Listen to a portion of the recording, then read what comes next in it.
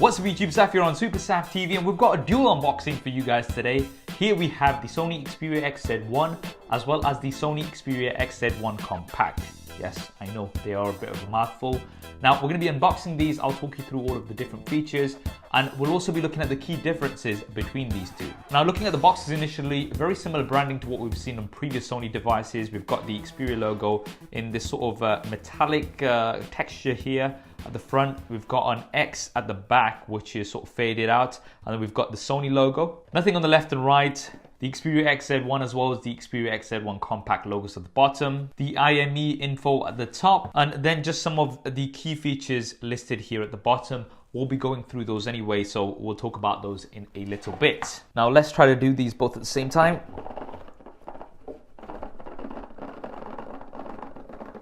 A few more shakes for the Z1, and there we have them. So let's take them out.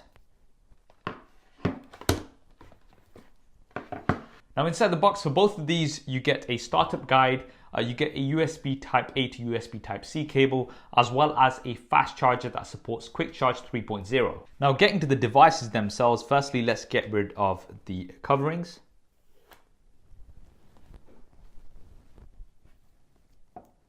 And also the front. So satisfying. One more. Oh yeah. So first up, we can see the size difference. The Compact, as the name suggests, is smaller compared to the XZ1, both in terms of the height and the width. And we have the signature Sony design and build, so very premium metal all around. Now I've got the black version here of the XZ1. It is also available in the Moonlit Blue, the Warm Silver, as well as a Venus Pink. And for the Compact, I've got the Horizon Blue version here, but it's also available in a black, a white silver, as well as the Twilight Pink. Now, as always, both devices are also IP68 water and dust resistant. Sony, one of the first manufacturers to start including water and dust resistant on premium smartphones. Now it has become a bit of a norm, and it's great that we've still got this. Now I've gone ahead and switched these on and set them up, and looking at the front, you're going to notice the first thing, which I know a lot of you guys are going to be mentioning in the comments, and that is the bezels. These devices do have larger bezels than what we're used to seeing in 2017 for flagship devices. Now apparently Sony is going to start having minimal bezel devices in 2018, but currently these devices do have pretty large bezels in comparison to lots of the other competition out there. And if you are in the market for a device with small bezels, then clearly these are not going to be the ones. But something you are getting on these devices, which you're not necessarily going to be getting on some other devices with minimal bezels, are the front-firing stereo speakers. These are going to give you a much more immersive experience when consuming media, and you're not going to be able to easily cover them up or anything like that. So that's definitely nice. And a bit of a compromise to having these larger bezels. Now, in terms of the displays, the XZ1 has a 5.2-inch display with full HD resolution. That's roughly about 424 ppi, so a pretty good pixel density. On the Compact, you've got a smaller 4.6-inch display with a 720p resolution. Now I know a lot of you guys are gonna be saying, what, 720p? But that is still a respectable 319 ppi pixel density, which is very similar to what we've got on the iPhone 8. Now, the larger XZ1 is compatible with HDR10. This is something that you're not getting on the smaller version. So one of the advantages that you're gonna get with the larger XZ1. At the top side of the front, we've got front-facing cameras. Now, these are slightly different from both devices. We've got 30 megapixels with an f2.0 aperture on the XZ1. On the Compact, we've got an 8 megapixel front-facing camera, which I believe has an f2.4 aperture, although this was not detailed on the website, so I'm not 100% sure about this. And taking a look around, the first thing you'll notice is that the XZ1 Compact is slightly thicker compared to the regular version. And that is because it has the same size battery. We've got 2700 mAh batteries on both of these. Now obviously usage is going to vary, but essentially you're going to be getting a better battery life on the XZ1 Compact because you have a smaller display with a lower resolution. So if battery life is important to you, then the XZ1 Compact may be a compelling option. The side is also a little bit more curved in on the XZ1. On the Compact, it's a bit more squared off. And on the bottom side, we do have a dedicated camera button. Now, this is really useful if you're somebody who likes taking lots of pictures. And also by pressing and holding onto this button, You can launch the camera from wherever you are, another useful feature. And then in the middle, we have the side-mounted fingerprint scanners. Now, this is quite an interesting choice of position. Sony probably one of the only manufacturers that has the fingerprint scanner in this place. It's supposed to be quite easy, especially in your right hand, just to kind of touch this.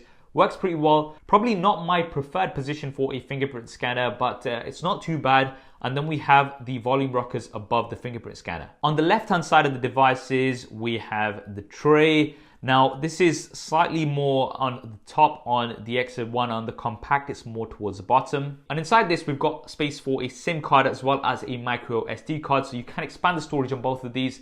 In terms of base storage, you get 32 gigabytes on the compact, and on the XZ1, you get 64 gigabytes. So another advantage for going for the larger version. You also don't need a SIM card ejector tool. You can just take this tray out just by using your nail, using the groove inside here. Now, just do make sure that you close this down properly, because these devices are IP68 water and dust resistant, and you wouldn't want to get any water in here. At the top, we do have a 3.5mm headphone jack. This is something that's becoming a little bit rare in the smartphone space these days, but it's nice to see that we still do have it on the XZ1 and compact. At the bottom is the USB Type-C input. Now, finally, moving on to the back, we have the rear-facing cameras. These are 19 megapixel motion eye cameras from Sony. They've got an f2.0 aperture, and some of the key features, firstly, we do have that super slow motion at up to 960 frames a second. This is something that we saw on the XZ Premium, and it is definitely a nice feature to have. But I did find it a little bit tricky to capture that slow motion because it only lasts for a burst of a second. So you have to really press it at the exact right time. So it did take me a few tries. I believe it's the same on these as well. I will be trying this out. Nevertheless, it is a great feature to have in a smartphone, and kind of insane that you can get these frame rates on smartphones these days. And there's also a feature called predictive capture, and this is going to try to capture automatically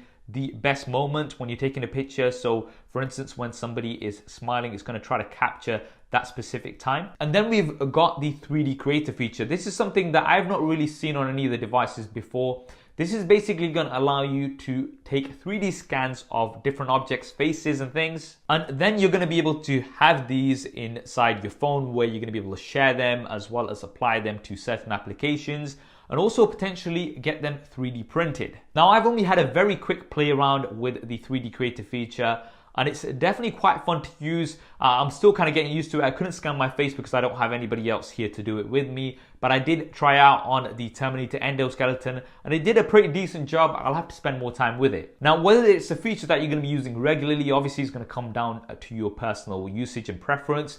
I don't see myself using it too much, but it's a cool thing to have. In terms of the internals, both of these do have the Snapdragon 835 processor with 4 gigabytes of RAM. That's definitely nice to see that hasn't been made a compromise on the smaller version, which is normally the case on many of the devices. And we also have the latest version of Android Oreo out of the box for both of these. One of the first devices that is going to be shipping with Android Oreo out of the box.